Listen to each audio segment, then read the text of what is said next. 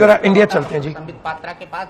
Doctor Sambit Patra, बड़ा सवाल यहाँ पर यह है कि पाकिस्तान बार बार जानना चाहता है कि आखिरकार ढाका में प्रधानमंत्री श्री नरेंद्र मोदी जी ने जो कुछ कहा वो आखिर कहा क्यों। हमको बड़ा साफ दिखता है कि वो सीधा संदेश देना चाहते थे कि हम शांति चाहते हैं, लेकिन पाकिस्तान लगातार गड़बड़ी करता है और यही बात को वो एम्फेसाइज करना चाहते थे कि हमने एक झटके में उनके 90,000 सैनिकों को छोड़ दिया बिना किसी प्री कंडीशन के। ये एक बहुत बड़ा जेस्चर था पीस के लिए, शायद आप समझा पाए। एक सेकंड, उनके वो जवाब दे रहे हैं। इसमें दो चीजें समझनी होगी। थोड़ा तो हमें इतिहास में जो जाना होगा और फिर वर्तमान में आना होगा। इतिहास में आपको समझना होगा भारत आखिरकार कैसे इंडो बांग्लादेश जो पाकिस्तान ईस्ट पाकिस्तान वॉर में इंडिया कैसे आया। 3 दिसंबर 1971 को 5:40 पर पाकिस्तान ने ऑपरेशन चंगेज खान आरंभ किया और 11 एयर स्ट्रिप्स पर, इंडिया के 11 एयर स्ट्रिप्स पर प्रिएम्प्टिव अटैक किए। और आपको जान के आश्चर्य होगा, मैं पूरी दुनिया के बताना चाहूंगा, याद दिलाना चाहूंगा कि आगरा पे पहला अटैक हुआ। ताजमहल को हिंदुस्तान की सरकार ने घास फूस से ढक दिया, पूरे ताजमहल को, क्योंकि चांदनी रात थी और इस प्रकार ताजमहल चमक रहा था कि पाकिस्तान उस पर अटैक कर सकता था। हिंदुस्तान की सरकार ने पूरे ताजमहल को घास फूस से ढक दिया। भाई देखें, ये कोई किसी नई फिल्म का कोई डायलॉग है यार। जो हुआ उसको कहते हैं, मैं हिंदी में फिर से कहना चाहूंगा, घुटने टेक देना और नाक रगड़ना। और दूसरी बात, मोदी जी ने बड़े स्पष्ट शब्द से यूनाइटेड नेशन के लिए कहा कि देखिए, ये होता है ह्यूमैनिटी होता है। 90,000 वॉर ऑफ प्रिजनर्स होने के बावजूद भी कोई बार्गेन किए बिना हमने सबको छोड़ा।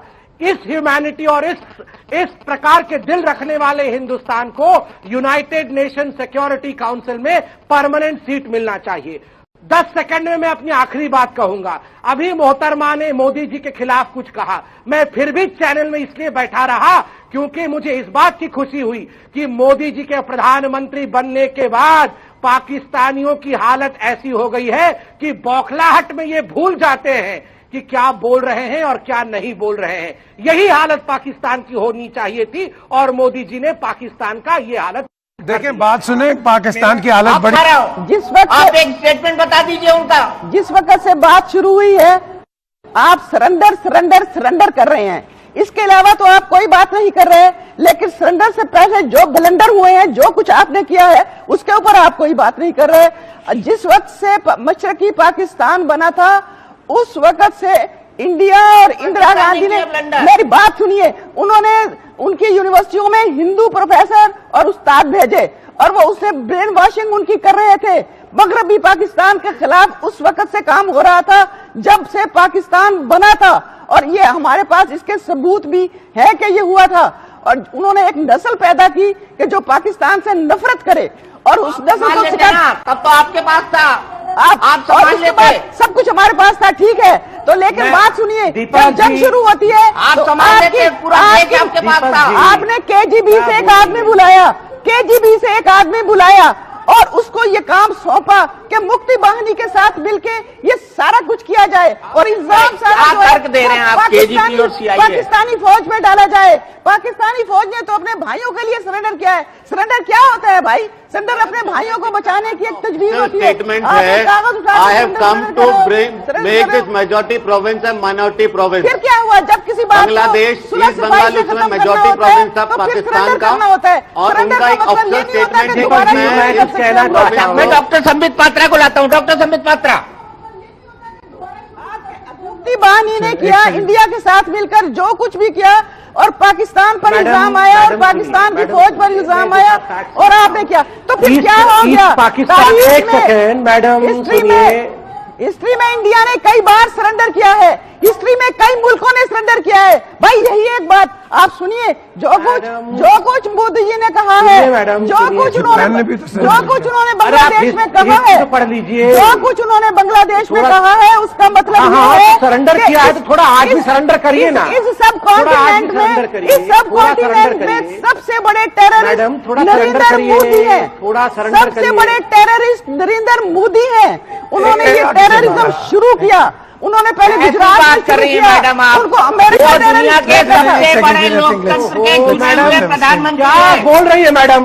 क्या बोल दुनिया के सबसे बड़े लोकतंत्र के बोल चुने रही हुए है? आप प्रधानमंत्री बताइए, है बोलने का ही तमीज नहीं है, वो डिबेट करने लगे और हमें इस बात की कड़ी आपत्ति है पीजे मीर साहब। अरे दिन न्यूज़ हमने को बोलिए, नवाज शरीफ किसको का बुला नाम, लिया है? नवाज शरीफ जी का नाम कभी डिसरिस्पेक्ट के साथ नहीं लिया है। ये किसको बुला लिया है? प्रधानमंत्री का नाम डिसरिस्पेक्ट के साथ नहीं ये है। किसको बुलाया? ये डिन न्यूज ने किसको बुलाया है? दीपक किसको बुलाया है डिन न्यूज ने? देखिए, पढ़े लिखे लोगों को बुलाना था ना। बात सुने, ये अनपढ़ों से डिबेट करा रहे हैं। देखिए, अरे बात पढ़े सुने, लिखे जोर से लोगों को डिबेट में डिन न्यूज तुम भी अनपढ़ हो, अनपढ़ों को बुला लिया है। हमारी फौज को गालियां जोर से दो। बुला लिया है। जवाब देना पड़ेगा। बड़े पढ़े अरे लिखे क्या हो। बात सुने पहले पढ़ लिख क्या है? अरे अनपढ़ लोगों एक को सेकंड डिबेट में बैठा रखा है। एक सेकंड जी, होल्ड ऑन। अरे खिचड़ी अनपढ़ लोगों को डिबेट में बैठा रखा है डिन न्यूज ने। बताइए, बात सुने, ऐसे लोग हैं ये पाकिस्तान इंडिया में। न्यूज के अंदर भी इनको- बड़े बड़े इनको बुद्धिमान कार्टून लोग आते हैं, कहते छोड़ हैं। दें आप प्लीज। अरे इनको लेट्स बुद्धिमान लोग टॉक कहते हैं, सेंस। बताइए। लेट्स इस नॉट प्रकार के प्ले ब्लेम बुद्धिमान लोग गेम। पाकिस्तान में है जिनको बोलने की तमीज तक नहीं है। I think we should see, उसको रिविजिट करेंगे। इंडिया को, पाकिस्तान को, बांग्लादेश को कुछ मिलेगा। देखिए 1971 में हार हुई थी। अरे मीर साहब सुनिए, मीर साहब एक मिनट सुनिए, आपको सुन रहे थे ना। देखिए 1971 में हार हुई थी, उस कड़वे घूंट को आप पी लीजिए। बार बार आप इस प्रकार उस बौखलाहट को दिखाने की कोशिश मत करिए, वरना जो हार की उस समय दर्द हुआ था वो पुनः आपको दर्द होगा। तो आप कारगिल को पी जाइए, फिर के साथ आपको भी कारगिल पे मरोड़ पड़ते हैं। मोदी जी हमारे प्रधानमंत्री है। यहां जितने भी लोग भारत में बैठे हैं, वो कोई भी व्यक्ति नवाज शरीफ का नाम बेइज्जत करते नहीं ले रहा है। यहां हम नवाज शरीफ का नाम इज्जत के साथ लेते हैं, तो थोड़ी इज्जत के साथ मोदी जी के नाम को लेना सीखिए। जिन लोगों को कर्टसी पता नहीं, वो लोग डिस्कशन क्या करेंगे? तीसरी बात, आप अभी बंगालियों को बचाने की बात कर रहे थे। आपने टीका खान का नाम तो सुना हुआ है, उसका सिनोनिम नाम था बुच्चर ऑफ बंगाल। 3 लाख से 30 लाख लोगों को आपने मारा, बलात्कार किया और जिस प्रकार से प्रताड़ित किया है, यह हिंदुस्तान ही नहीं पूरे विश्व के इतिहास में दर्ज है।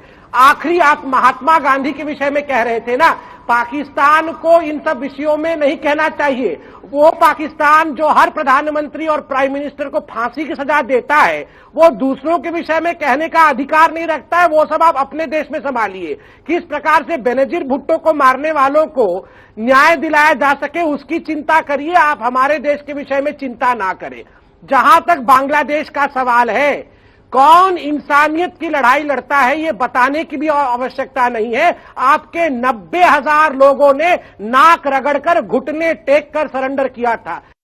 एक की भी जान नहीं, हेलो एक को कैप्चर नहीं किया गया। I think you better remain in your limits here. छोड़ दिया गया। घुटने ये टेक होती है के, इंसानियत डोंट की degrade the Pakistan army, okay? Do not degrade the Pakistan army. I will not continue this program. Right now I will close this program if you degrade the Pakistan Army. Please do not degrade the Pakistan Army. मैं थोड़ा search करूंगा इसमें। I think you should remain. We need not compare one debate with Pakistan Army. A lost army which has lost 4 times from us, we need not even debate about them. तो कारगिल का क्या शोर करते रहते हैं आप? ये गलत बात कर रहे हैं आप, बिल्कुल गलत बात कर रहे हैं। Pakistan Army never lost from you 4 times. I think we should remain in the realms of a discussion, not in the realms of a चलिए आगे provocation. बढ़ते हैं, आगे बढ़ते हैं।